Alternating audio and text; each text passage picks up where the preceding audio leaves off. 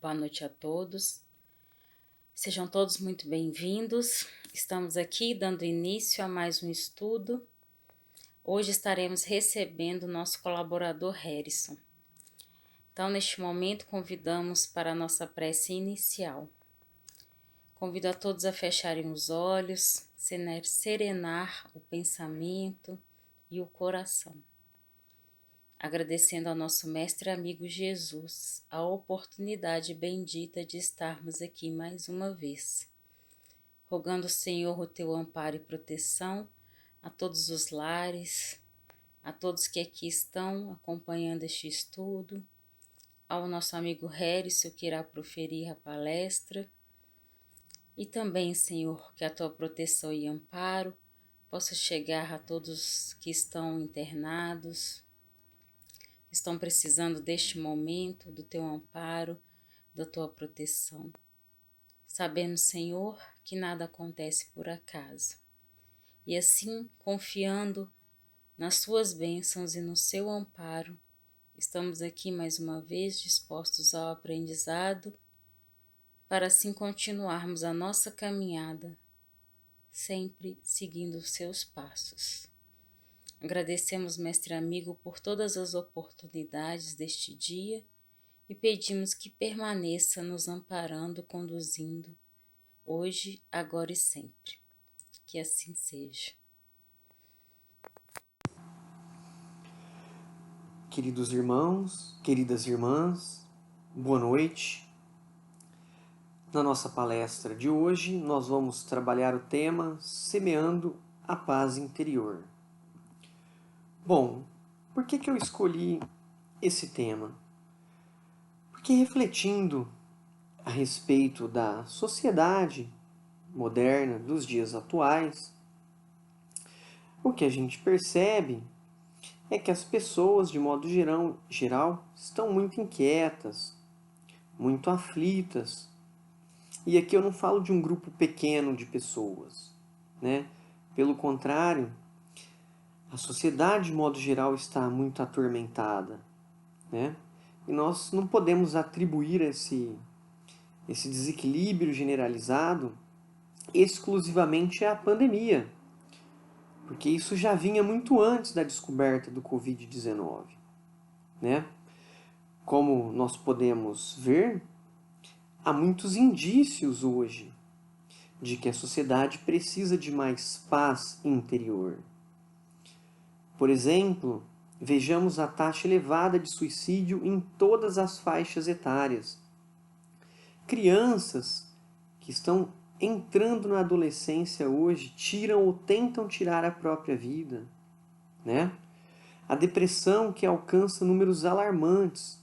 São milhões de brasileiros hoje que registram um estado de depressão. E no mundo são muitos milhões a mais de pessoas, né? Alguns dizem que a depressão é a doença do século, foi do século passado e é a doença deste século também, né? E a depressão é aquele estado de tristeza profunda, aquele desencanto em relação à vida. Temos também um número crescente de pessoas apresentando continuamente crises de ansiedade, crises de pânico. E isso de forma cada vez mais frequente, né? O uso crescente de ansiolíticos e antidepressivos. Os ansiolíticos são o que a gente chama normalmente de calmante, né? O Brasil consome milhões de caixas de ansiolíticos todo mês, né? E os antidepressivos, que são receitados em massa devido à depressão que tem alcançado um número crescente de pessoas.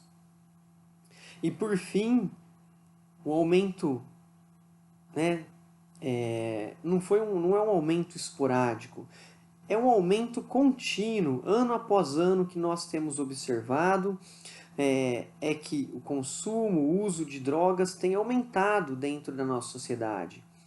E isso não se limita em determinadas faixas etárias, em determinadas classes sociais, né?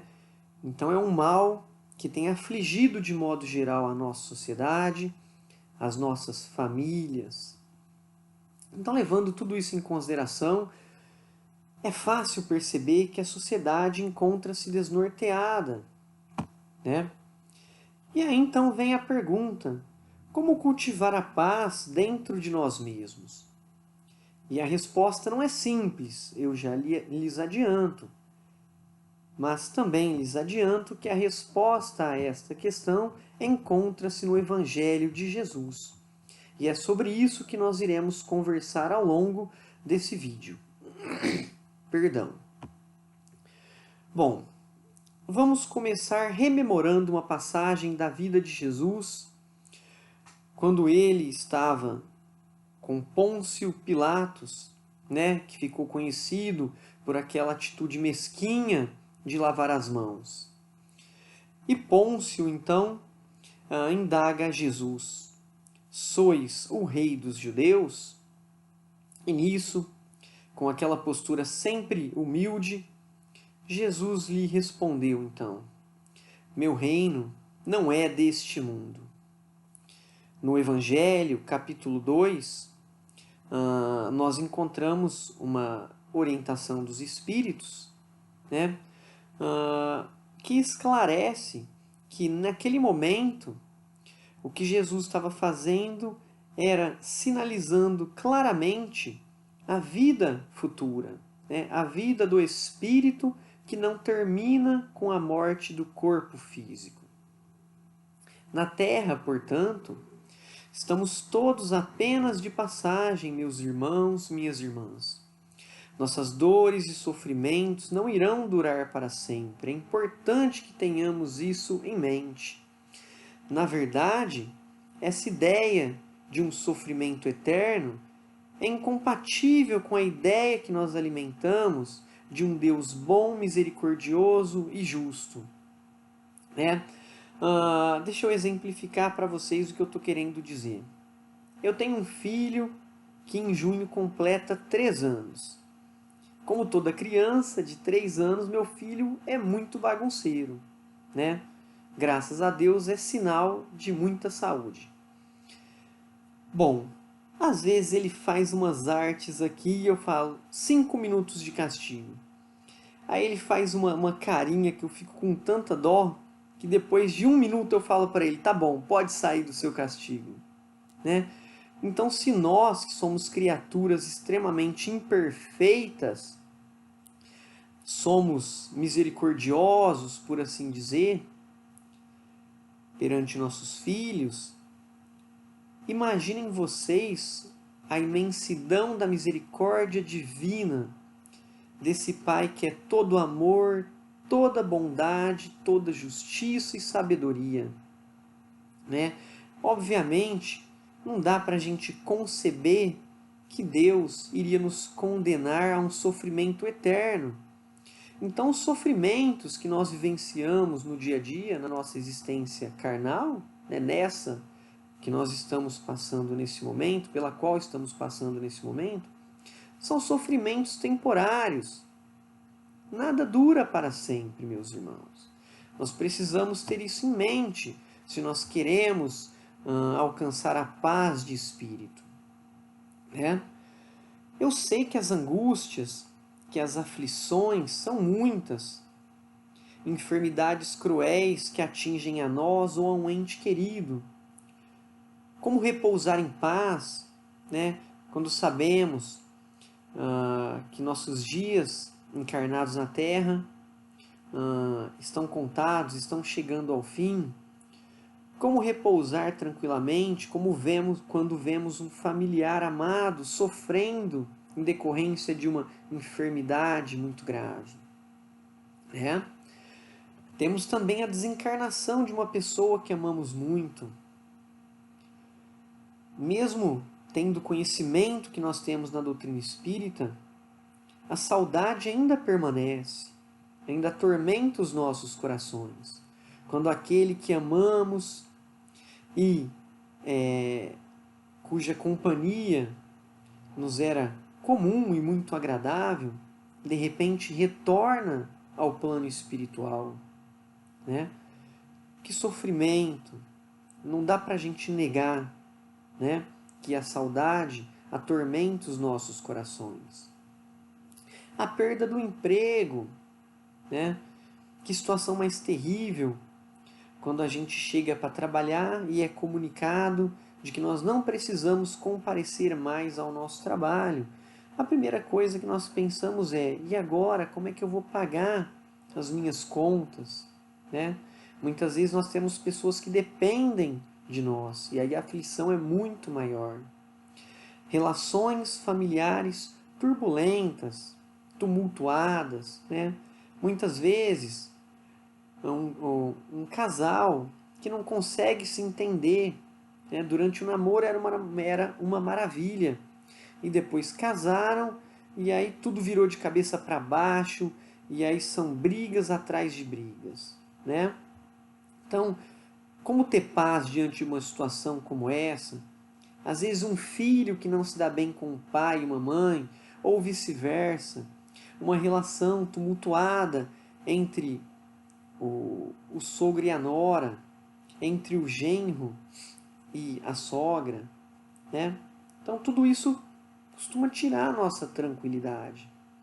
A falta do recurso material para suprirmos necessidades básicas. O Brasil, que tradicionalmente sempre teve um número muito grande de pessoas em uma condição de miséria absoluta, né? Hoje se encontra ainda mais pobre em decorrência da pandemia e da crise econômica. Né? Milhões de pessoas hoje vivem sem ter sequer o que comer. Né? Eu não estou falando aqui de pagar aluguel, não estou falando de fazer uma viagem do supérfluo, eu estou falando de não ter o que comer. Né? E aí essas pessoas pensam: como é que eu vou ter paz diante de tanta dor, tanto sofrimento?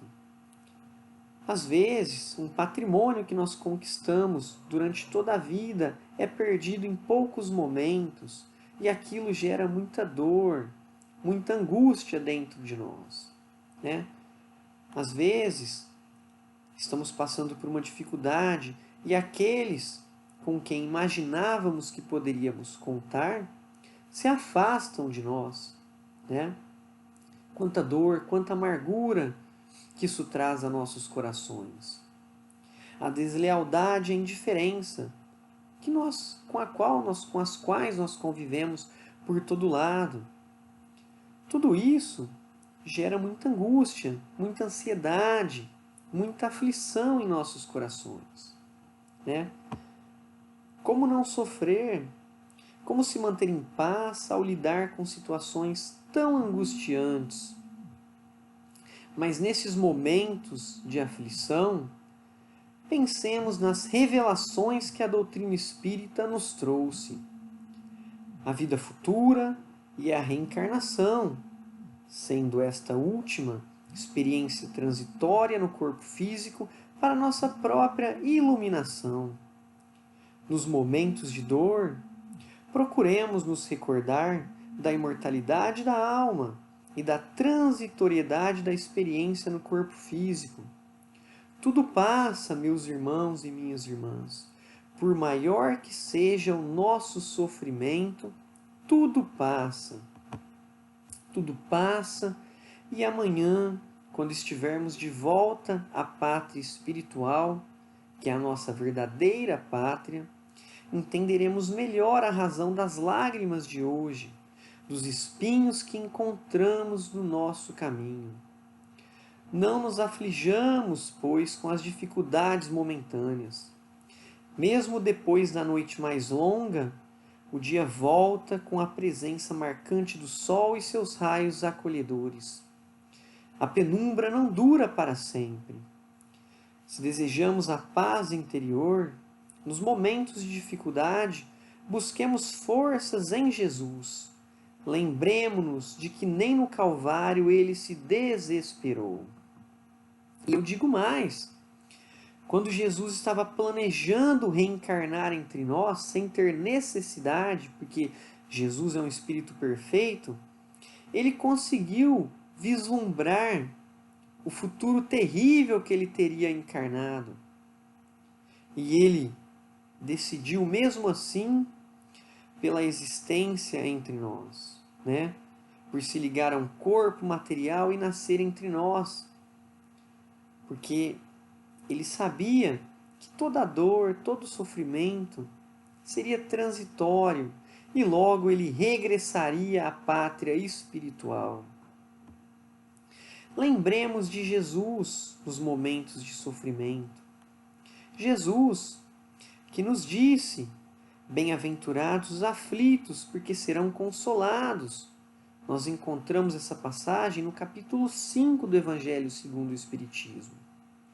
Conforme nos esclarece esse livro maravilhoso, o Evangelho segundo o Espiritismo, as nossas dores nesse mundo são um reflexo da dívida contraída devido às faltas que cometemos no passado. Deus é justo, meus irmãos. Deus é justo e os nossos sofrimentos têm um motivo. Se nós não encontramos esse motivo na nossa irresponsabilidade presente, podemos ter certeza de que há motivo nas nossas existências anteriores. Os próprios Espíritos nos orientam que, quando suportadas pacientemente, as dores de hoje nos poupam séculos de sofrimento na vida futura. Mantenhamos então a fé na hora mais difícil. Recordemos a doutrina dos Espíritos, que nos ensina que o sofrimento de hoje é o resultado das angústias que causamos a outrem no passado ou do mal que fizemos a nós mesmos. Todos nós temos em nosso passado uma conduta criminosa, delituosa a expiar. E encarnados aqui, estamos recebendo mais uma oportunidade de Deus de nos livrarmos dessa dívida que contraímos perante a sua lei. Diante do sofrimento, cultivemos a resignação. Façamos diariamente o exercício da prece. Creiamos na bondade divina e nos confiemos a Deus, que não nos deixa desamparados jamais. Com essa certeza, vocês vão ver que as aflições, que as dores, que as angústias do dia a dia se tornam menores. Quando a gente compreende que as dores são transitórias, elas ficam mais fáceis de serem suportadas. E é obviamente com esse pensamento conseguiremos tranquilizar a nossa alma, que tanto carece de paz nos dias de hoje. Mas vamos mudar um pouquinho de assunto agora, mas sem fugir do tema da nossa conversa. A paz interior depende de nos confiarmos a Deus nos momentos de sofrimento, mas não somente disso. Muitas vezes, nossos comportamentos ou nossas atitudes são as principais causas da angústia que alcança nosso coração, tomando-nos a paz que tanto valorizamos. Quantas vezes nos colocamos como rigorosos fiscais da vida alheia e passamos a listar, a enumerar os erros do próximo, suas imperfeições, tudo o que fazem e que, em nossa opinião, não está correto. Eu destaco esse pedacinho, nossa opinião, porque muitas vezes o nosso julgamento está equivocado. E hoje, com o acesso à internet, que faz com que as notícias cheguem muito rapidamente, né? E o acesso às redes sociais, ficou muito mais tentador, muito mais fácil desperdiçarmos nosso tempo acompanhando a vida alheia e conjecturando. Quem é que nunca ouviu ou nunca esteve numa conversa, né, que se desdobrou mais ou menos assim? Você viu a fulana? Está de marido novo. Bem que eu desconfiava que aquele casamento estava com os dias contados. Ou então, a fulana deu uma festona e bebeu até cair. Maior vexame em público. Eu não faria uma coisa dessa no lugar dela jamais. Gente, o fulano ostenta demais. Você viu, foi viajar para não sei onde, comprou o carro não sei qual. Devia ajudar mais os outros ao invés de gastar tanto consigo mesmo. Viu a roupa da fulana, perdeu a decência de vez. Ela não devia nem poder sair de casa com uma roupa daquela. O fulano comprou outro carro, devia era pagar as contas que estão atrasadas. Fiquei sabendo que ele está devendo a escola dos filhos dele, né? E aí o nosso passatempo, infelizmente, né, muitas vezes é criticar a vida dos outros, é nos preocuparmos com a vida alheia, né? Como nos disse Jesus, muitas vezes a gente consegue ver um cisco no olho do outro, mas a gente não consegue ver uma sujeira enorme que está embaçando a nossa visão, né? A gente vê os problemas do próximo com muita nitidez, mas quando se trata de nós, mas aí a conversa é outra, né? Normalmente, em relação a nós, nós somos muito mais condescendentes, por assim dizer.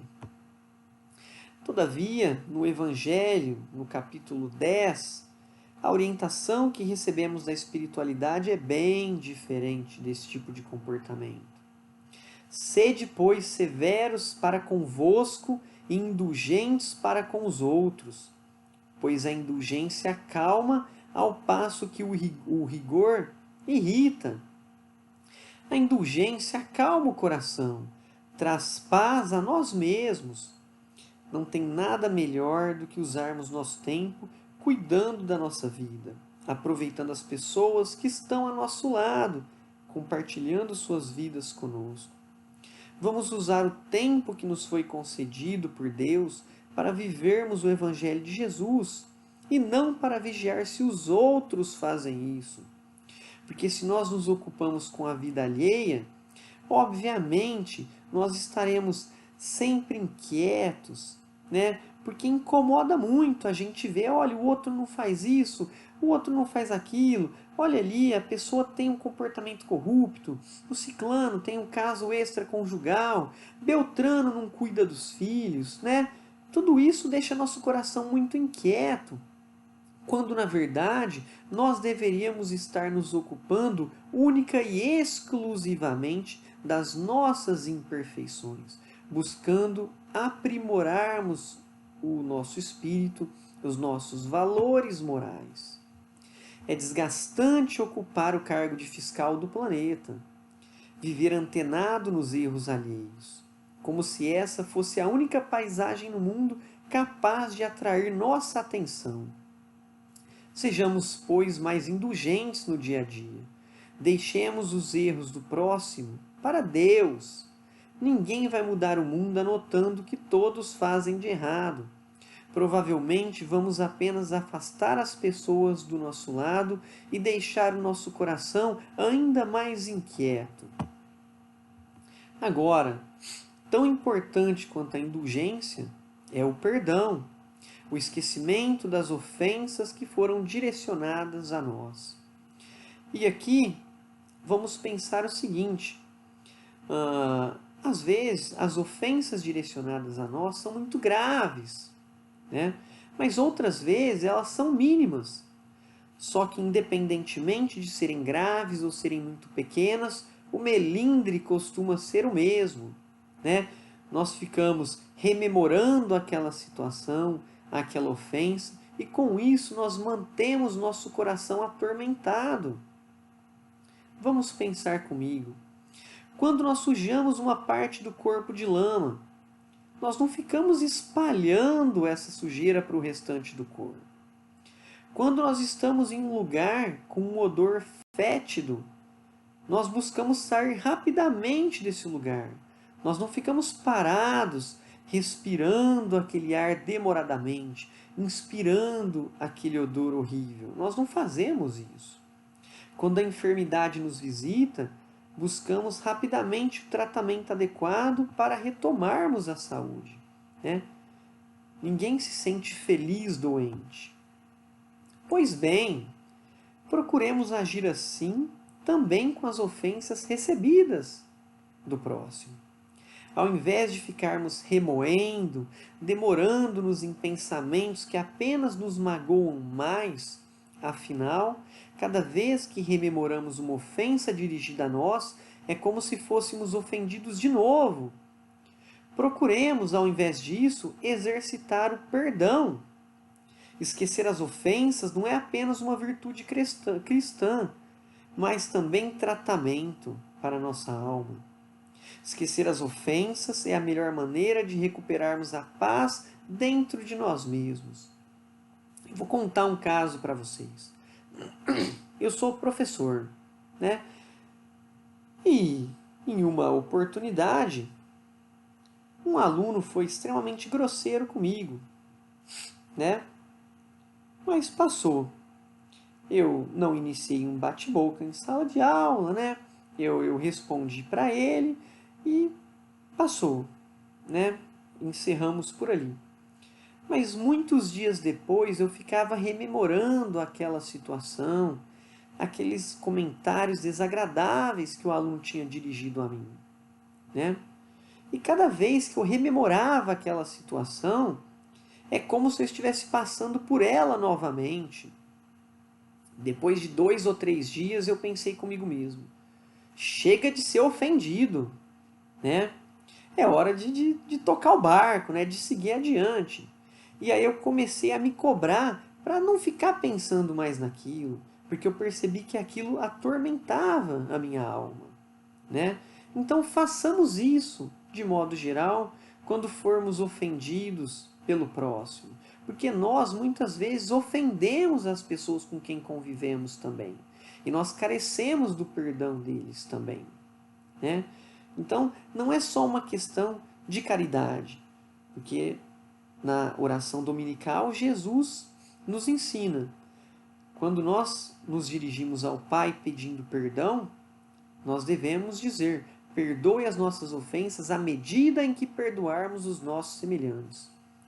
Então, primeiro é uma obrigação cristã perdoar, mas também é um remédio que nos devolve a paz de espírito. No tocante a esse ponto, né, o perdão, eu peço licença a vocês para ler um trecho do livro Vivendo o Evangelho, do Espírito André Luiz. É mais ou menos o seguinte: a mágoa adoece, o perdão recupera, a aversão envenena e o perdão desintoxica, a vingança destrói e o perdão restaura, o melindre aflige, o perdão alivia, a ofensa irrita e o perdão acalma. Meus irmãos e minhas irmãs, perdão e indulgência, esquecimento das ofensas e olhar fraterno para os defeitos alheios. Se desejamos semear a paz em nós mesmos, vamos desintoxicar nossos corações dos melindres que alimentamos ao longo de nossas vidas e das observações rigorosas que registramos em relação aos defeitos de outrem. Pensemos mais em Jesus e menos no mal que muitas vezes nos rodeia. Nosso coração é como um vaso. Nós escolhemos o que queremos colocar dentro desse vaso. Nós podemos optar por uma terra saudável, adubada, que vai fazer florescer a mais bela flor. Ou nós podemos colocar uma terra morta, que não vai fazer nascer nada, né? Então, nosso coração é um vaso. Se nós escolhemos encher o nosso coração de observações negativas em relação ao comportamento do nosso próximo, se nós escolhemos viver as imperfeições alheias, olha que absurdo! Se nós escolhemos rememorar continuamente o mal que foi praticado a nós, o que vai ter nesse nosso vaso? Vai ser uma terra morta que não vai permitir que nada de bom floresça. Agora, pelo contrário, se nós buscarmos boas vibrações, bons pensamentos, se buscarmos nos desvencilhar daqueles pensamentos negativos, recobrando e recobrando na nossa cabeça, né? Rememorando e rememorando o mal que nos foi feito, ou o mal que uma pessoa pratica em relação a outra. Se a gente conseguir eliminar tudo isso da nossa cabeça, nosso coração será então um vaso, né? Um vaso no qual há uma grande propensão, né? Ou facilidade para florescer as mais belas flores. E essas mais belas flores são a paz de espírito, a caridade, o amor ao próximo. Como nós podemos ver, a paz de espírito depende principalmente de nós e dos nossos comportamentos diários, da nossa escolha de perdoar ou guardar mágoa, de esquecer ou nos melindrarmos. A nossa paz interior depende do que olhamos ao redor de nós. Se procuramos o que há de mais belo no mundo, se buscamos contemplar as virtudes morais dos outros, os bons exemplos, ou se gastamos nosso tempo registrando dentro de nós o pior das pessoas. Agora, continuando a nossa conversa, vamos falar sobre a importância de mantermos nossa consciência tranquila, porque quando estamos repletos de arrependimentos, não é possível experimentar uma paz interior verdadeira. E só é possível termos nossa consciência tranquila quando cumprimos nosso dever perante a vida. Mas aí vem a pergunta: que dever é esse? Bom, conforme nos ensina o Evangelho no capítulo 17, o dever é a lei da vida. Antagoniza com as seduções do interesse e do coração. O dever é uma bravura da alma que afronta as angústias da luta, permanecendo inflexível diante das tentações. Na oração dominical que Jesus nos ensinou, há um trechinho que fala sobre essa questão. Pai, livrai-nos das tentações, de todo mal. Agora, nós podemos pedir forças para não sucumbirmos, mas nós temos o livre-arbítrio. Então, se nós vamos nos entregar a essas tentações ou não, é uma decisão exclusivamente nossa, né? Por mais que haja uma grande influência do mundo espiritual, nós é que escolhemos com que tipo de espíritos queremos nos conectar. Nós é que escolhemos se queremos dar ouvidos aos bons espíritos que nos inspiram no caminho do bem. Ou, ao contrário, se desejamos nos alinhar àqueles espíritos delituosos, temporariamente desequilibrados, viciosos, né? Cabe a nós essa decisão. Cabe a nós a decisão de nos entregarmos ou não às tentações cotidianas. As paixões, elas sempre atormentam os nossos corações. Que fique claro, todavia, que o Evangelho não impõe que nos ausentemos do mundo. Peço licença para ler mais um trechinho do livro Vivendo o Evangelho, do Espírito André Luiz. Ninguém precisa ser asceta para seguir as lições de Jesus. Quer passear? Passeie, mas com moderação. Quer namorar? Namore, mas com responsabilidade. Quer se vestir bem? Vista-se, mas sem ostentação. Quer se divertir? Divirta-se, mas sem excessos. Quer ganhar dinheiro? Ganhe, mas com honestidade. Então, quando eu falo sobre o dever, quando o Evangelho de Jesus nos alerta a respeito da necessidade de cumprirmos os nossos deveres morais, não há de forma nenhuma a orientação para que nós nos ausentemos do mundo, né? Que nós deixemos tudo de lado para vivermos uma vida de contemplação e oração. Não é isso, de forma nenhuma, né? Na verdade, tudo é possível desde que nós façamos com responsabilidade, né? A gente fica pensando, olha, porque eu trabalho tanto, né? E aí eu tenho um bom salário e eu gostaria, por exemplo, né, de comprar algumas boas roupas, de fazer uma viagem com a minha família, e a gente às vezes fica se sentindo culpado, né? Mas o problema não é esse. O problema é pensarmos exclusivamente em nós mesmos, né? O problema é quando nós usamos os recursos que recebemos de Deus, como o dinheiro, o status em uma determinada sociedade, o poder, dependendo do cargo que ocupamos, a inteligência, a influência sobre os outros, quando usamos essas oportunidades de praticar o bem, para exclusivamente usufruirmos nós mesmos, né? Esse é o problema. Então, a grande questão é que nós necessariamente devemos observar cotidianamente os nossos deveres morais, os deveres para com a nossa família, a lealdade conjugal, por exemplo, o dever de cuidarmos, orientarmos e amarmos os nossos filhos, que foram confiados a nós pelas mãos misericordiosas do Pai que está nos céus.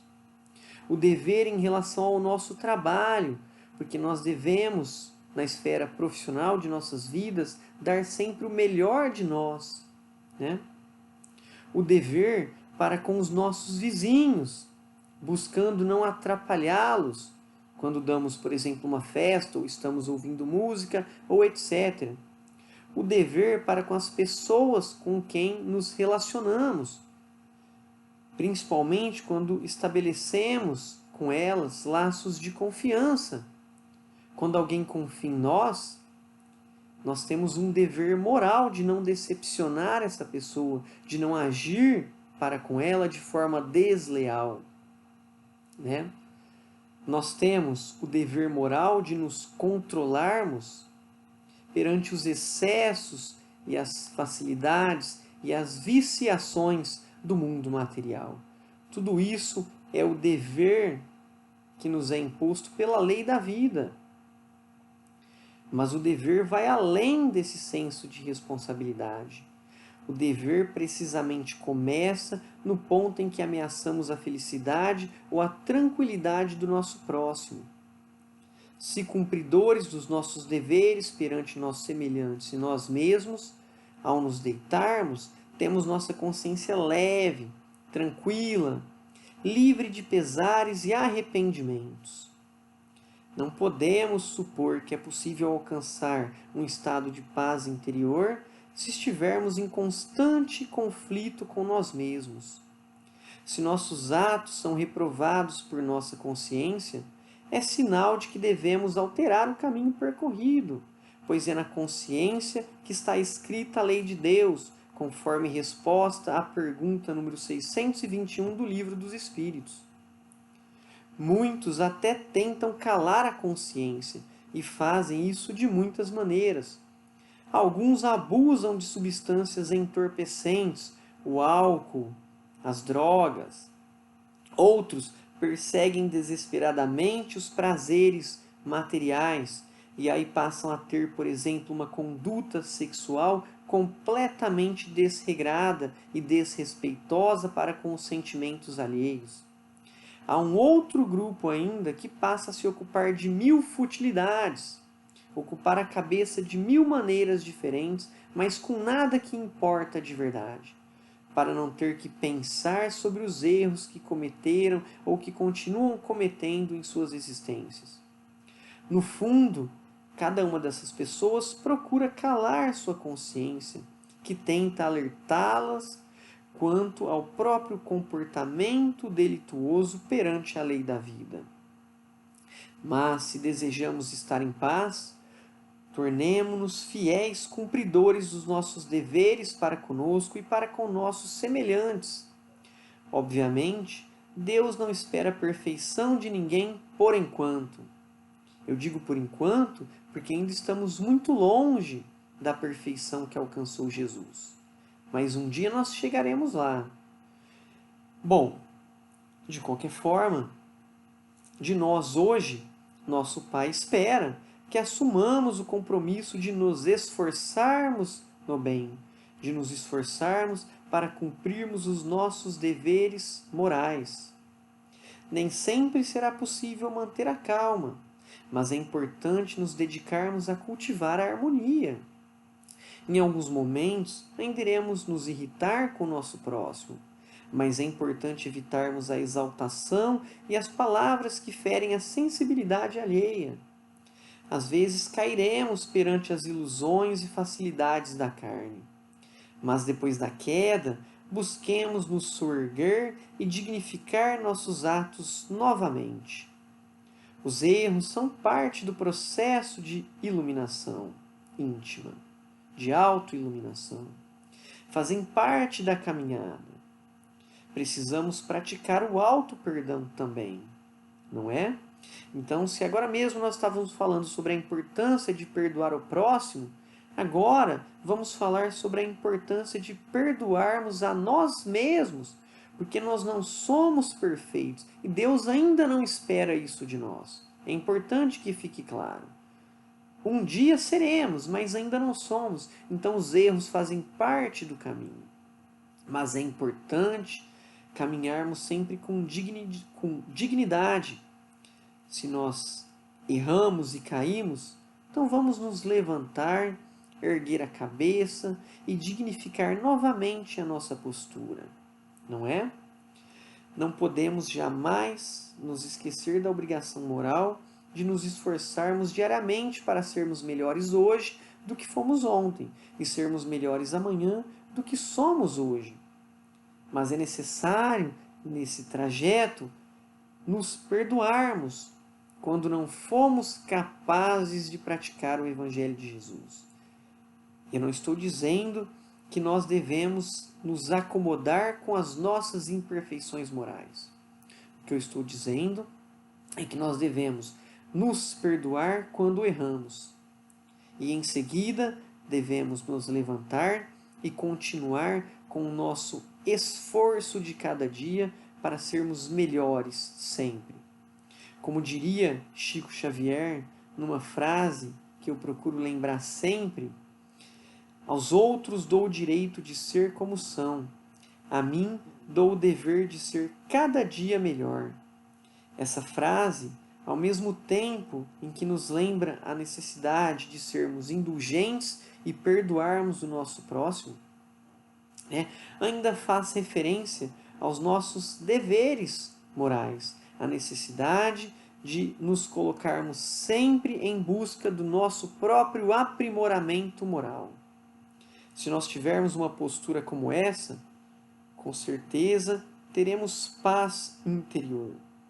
Não é necessário perfeição para vivermos em paz. É necessário que nos esforcemos sempre. Agora, para finalizar, eu quero falar de um outro elemento do qual não podemos nos esquecer se queremos semear a paz interior. A oração. Como nos disse Santo Agostinho no capítulo 17 do Evangelho segundo o Espiritismo. A prece. Vossa alma se desliga da matéria e rola nesses mundos infinitos. Marchai nos caminhos da prece e ouvireis a voz dos anjos. Que harmonia, doces vozes, embriagadores, perfumes que a alma ouve e saboreia quando se lança a essas esferas desconhecidas e habitadas da prece. Quem é que nunca se sentiu fora do corpo quando estava rezando ardentemente, quando as palavras saem do fundo das nossas almas, do fundo dos nossos corações? Busquemos, pois, na prece o perdão e a calma, convictos da bondade divina. Procuremos na prece a resignação e a fé para nunca perdermos a alegria de viver. Recorramos à prece em busca da compreensão, da paciência e da tolerância que ainda nos faltam no dia a dia. A prece é recurso divino a nos auxiliar nos momentos em que nos sentimos enfraquecidos devido às lutas diárias. É porto seguro para as nossas almas inquietas e fatigadas pelas dificuldades que vivenciamos na experiência do corpo físico. A prece é terapêutica que tranquiliza e ajuda a curar as enfermidades de nossos espíritos. É recanto de paz que nos envolve o coração aflito e nos devolve a serenidade para prosseguirmos a jornada evolutiva. A prece, meus irmãos e minhas irmãs. Que mecanismo maravilhoso Deus colocou ao nosso alcance, estejamos nós encarnados ou desencarnados. A prece nos concede momentos em que nos aproximamos da felicidade que nos aguarda se nós não sucumbirmos perante as tentações dessa vida material, se nós nos mantivermos fiéis ao Evangelho de Jesus, se nós tivermos resignação para passar pelas aflições e pelos sofrimentos que o mundo nos reserva. A prece antecipa-nos a felicidade do justo, porque durante a prece nos conectamos com Deus, com Jesus e todos os emissários celestes que atuam erguendo a bandeira da caridade. Agora, retomando o tema central de nossa conversa, para finalizar, eu queria deixar a seguinte mensagem a vocês que estão assistindo muito gentilmente. Se queremos cultivar a paz interior, saibamos compreender que os sofrimentos de hoje são o remédio amargo de que necessitamos para alcançar a felicidade amanhã. Ao invés de nos desesperarmos ou de nos revoltarmos, vamos humildemente nos confiar a Deus. Pai, que seja feita a vossa vontade. Se queremos cultivar a paz interior, não percamos o tempo precioso da nossa experiência no corpo físico, alimentando-nos das misérias alheias. Além disso, vamos abandonar o velho hábito de guardar mágoa dos outros. Ao invés de mantermos essas atitudes nocivas a nós mesmos, vamos ser mais indulgentes em relação ao nosso próximo e também praticar o perdão como Jesus nos ensinou. Não 7 vezes, mas 70 vezes 7 vezes. Se queremos cultivar a paz interior, procuremos nos comportar de uma maneira digna em todos os momentos de nossa existência. Se a tentação é grande em determinada direção, é sinal de que já caímos nesse erro em outras existências do nosso passado milenar. Afastemo-nos, pois, daquilo que mexe com nossas sensações mais primitivas. E não nos esqueçamos do que nos ensinou Jesus. Não façamos aos outros o que não gostaríamos que eles fizessem a nós. Esse é o caminho mais seguro para lograrmos uma consciência de fato tranquila. Por fim, se queremos semear a paz dentro de nós, vamos incorporar no nosso dia a dia o hábito da prece, que nos aproxima de Deus e alivia nossas angústias, aflições e inquietações. Humildemente, oremos a Deus e peçamos que Ele nos conceda a paz necessária para continuarmos nossa caminhada até Ele. Que Jesus esteja sempre conosco, guiando-nos os passos, iluminando-nos os pensamentos. Fiquem todos em paz. Que assim seja.